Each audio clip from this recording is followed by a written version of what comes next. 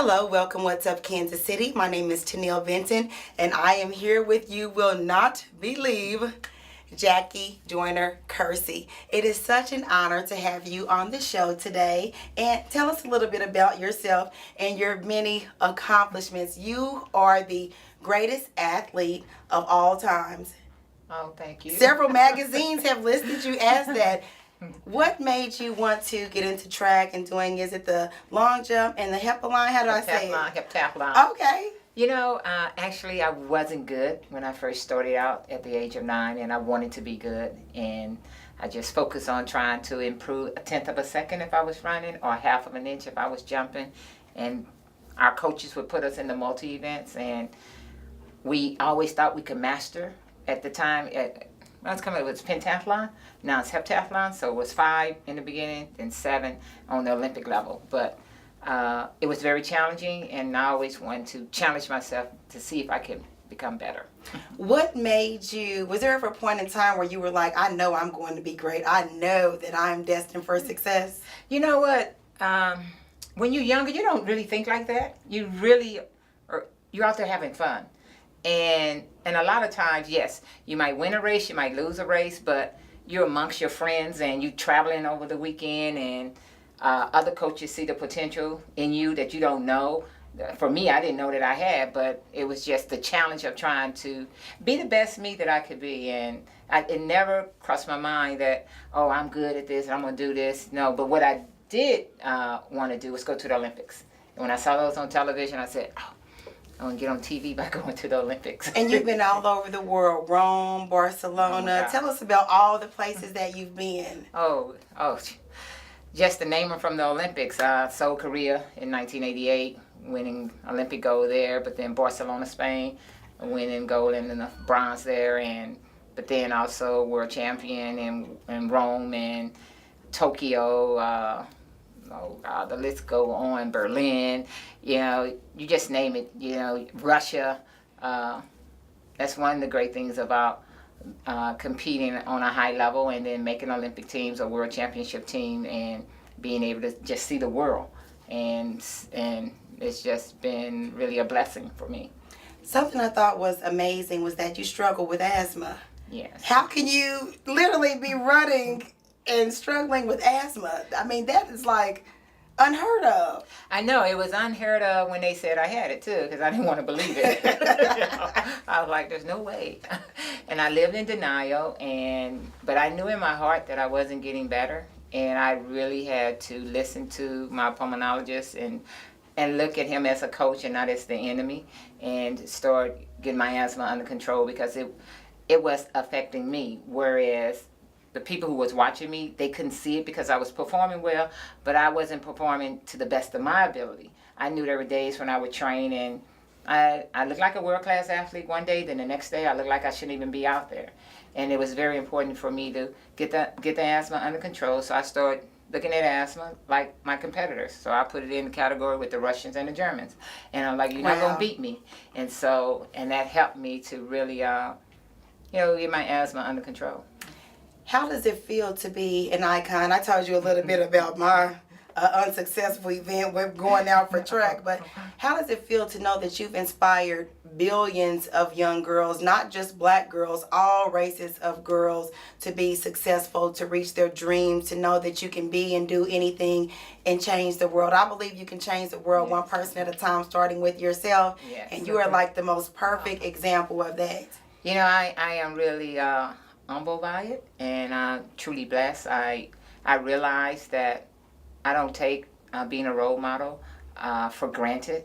I know that I try to have a positive message, because as the messenger, there is someone out there listening to me, and so I keep things in perspective. But I also know that it took a lot of hard work. It took a lot of people believing in me, and why shouldn't I pass that on to someone else?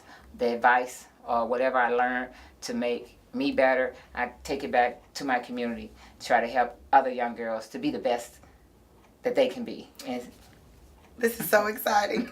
Who is one of the most influential people in your life? Oh, one of the most influential person in my life, my mom first. Awesome. But Wilma Rudolph was someone who I truly admired from afar, and then had an opportunity meeting her, and And really, Wilma became a mentor to me, and it was just to see a woman of great strength, to be the first woman to win 3 Olympic gold medals, but then also for her to go to Tokyo, do that, then come back and can't eat at the counter in her own hometown because of the color of her skin. And when I would speak with her, she was never bitter. She always had a smile, and it was just really great to see that strength, that inner strength that she had to become, one of the greatest of all time. Now, did you ever suffer from any personal issues, something you had to overcome? Like when I was younger, I struggled with weight loss and being dark skinned. Did you ever face any issues or challenges you had to overcome? The people always talk about you, or you weren't pretty enough, and to me, I always believed in being consistent in what I wanted to do, and that whoever didn't like me, that wasn't a concern of mine, but to focus on the things I had control over and not let those things I could not control absorb my energy and to take it in a place that was going to pull me from doing the things that I needed to do to be successful. And because of that, I have created a program called Love and Forgiveness, really working with young girls and young women to love the skin that we're in, because we all have something to offer, and forgiveness starts with us. And how can we make sure that when we pass it on or pass it forward, that it's coming from a positive place? Because, in sports, and people say some really mean things about me, but I try not to let it bother me. You hear it, but you have to really have truly thick skin, and to say, that's just someone trying to stop me from achieving the goals that I have set for myself. It's just an obstacle. I'm going to throw out a couple words, and I want you to tell me first thing comes to mind. Character. Oh. Character. Humility. I think. Yeah, I have to say this. She is truly humble. I just met her today, and I was so excited. Okay, I'm just going to tell you real quick. I actually got locked out of my office. I work for Cascade Media Group. I was just interviewing Alvin Brooks, who was just an awesome person in our community. Well, I ended up getting locked out. And so somebody said, well, do you want me to let you back in? And I said, well, no, I'm just going to go ahead and cut through Danny's. Ended up cutting through Danny's, and they all of a sudden stood up. Somebody stood up and said, Jackie Joyner-Kersey is in the building. And I was like, what? And I immediately just ran over and whispered in her ear. I'm like, my name is Tennille, and I have a talk show. Can you please come up? Just 15 minutes. I'll sleep in the parking lot. Please, I just want you to come. And, I didn't know what to expect. But generally when you meet mega stars, because that is what you are. I don't know how you don't know that. And she was just like, oh, okay. And I was like, in my mind, like, for real, Lord, oh, it was just that easy. Okay, I can get used to this. But I never would have expected. I mean, your spirit, your smile, you are so beautiful and such an inspiration. Where does your source of strength come from? I would say, God, my faith, my upbringing, and it's just it's very important for me to stay true to who I am. I'm a realist. I understand that, what I did on the track, that was years ago, but I'm a human being, and I don't take anything for granted. And I try to take one day at a time and, live it to the fullest. So. Now, I know we're not supposed to ask women their age, and you don't have to tell us. So all I'm going to say is, can you tell our viewers how they can be this age and look so good? You know what I want to say. Can I say it? Yes, go. Good black doesn't crack. Oh, she let me say it. She let me say it. She's something else. So is it Huela Volée? Is it drinking 2 gallons of water a day and no steaks? What? You know what? It's really having a balanced life. Again, loving the skin that I'm in and working out. I do drink lots of water. I have never drank in my life. An alcohol drink. I need to hang with her.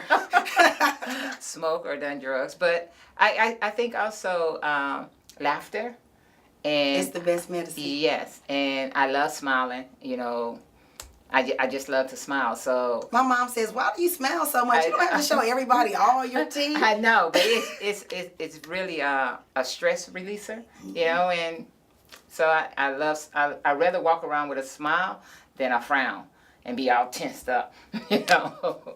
You are big about serving. You go to all different types of communities, places, schools, churches. You're doing an event tomorrow. Can you tell us a little bit about the event tomorrow, our viewers? Yes, the event tomorrow, Truman Medical Center, along with different people from the community. We're going to be at Arrowhead.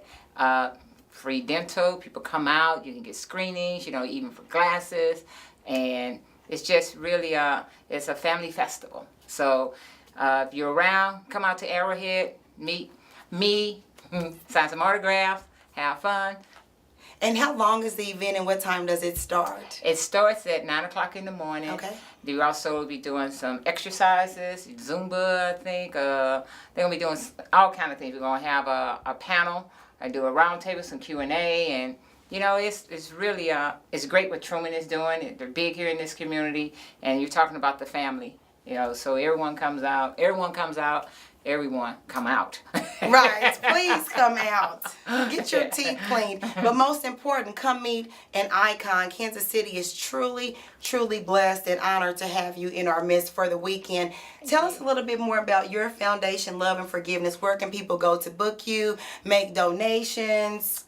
Yes, the Love and Forgiveness is a program that I do. I travel across the country doing that, but I have the Jackie Joyner-Kersey Center in my hometown of East St. Louis. You can go to jjkf.org and find out what we're doing, and then also if you want to book me, you can also call the Jackie Joyner-Kersey Center.